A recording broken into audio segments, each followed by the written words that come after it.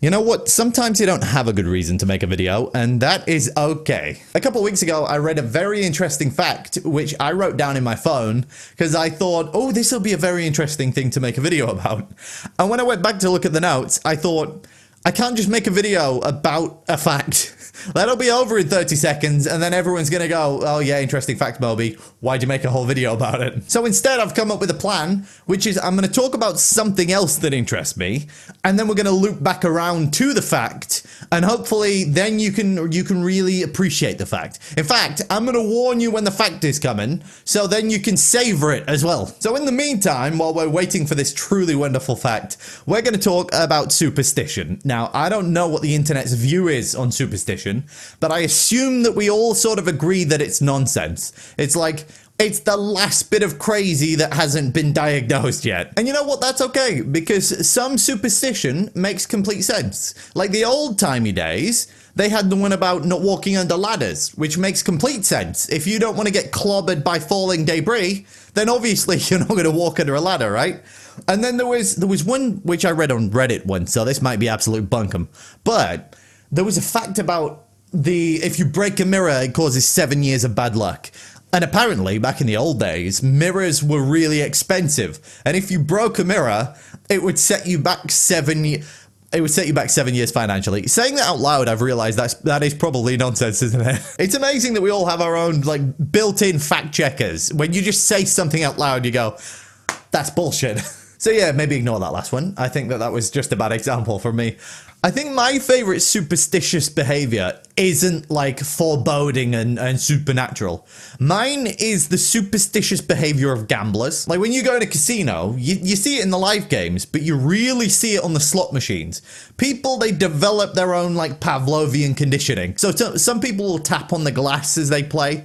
Some people, there's a little old lady in an arcade that I go to, and she bobs at the knee as she plays on the machines. There's the granny bashers, the ones that tap the buttons. Now, obviously, I'm not bringing this up to mock them. Like, gambling is an addiction, and it's something that you have to deal with in your own time. And I completely understand it, because if I was playing on a slot machine and I scratched my ass and a jackpot came in, you best believe I'm going to be scratching my ass. Okay, at this point, it feels like I'm defending gambling and like degenerate behavior, so maybe I'll just back away from there. The reason that I brought it up was actually to illustrate that not all superstition is like supernatural. It's not all about ghosts and horoscopes and stuff. Speaking of which, actually, I should check my horoscope because I haven't seen it today. All right, let's see.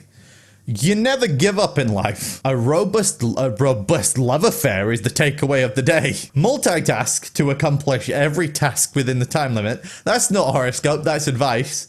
Both finance and health will give you a pleasant day. That means nothing. That means absolutely nothing. Anyway, so some superstition isn't supernatural, but then a lot of it is supernatural. And this is when we're getting to the facts. Gather around, everyone. Gather around, kids. I've got a very interesting fact I want to tell you. So you know back in the old days, in the 50s, when people were getting a goggle box in their living room, those people had wireless TV remotes. Well, some of those people had wireless TV remotes for their TVs, which blew my mind immediately, and that's not even the fact. Now, their TV remotes didn't work the way that ours do. Like, theirs didn't have batteries in them. Ours have batteries and like a little infrared sensor at the front.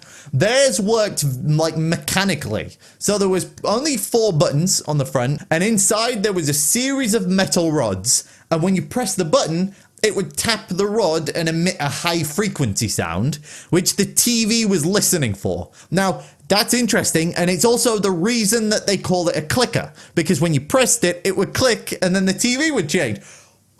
So the problem was that because the TV was waiting to hear high frequency sounds, it could easily be fooled by sort of any high frequency sound. So for example, if you sat down and your keys jingled in your pocket, the TV might come on. And people started associating that with ghost behavior, because I guess because the TV is like mysterious and new, and as we all know, the ghosts sort of hide in the mysterious and the new. People sort of started associating it with ghost behavior. They'd be asleep on a night, maybe a wind chime or something. People had wind chimes back then. A wind chime would bellow outside, and then the TV would come on.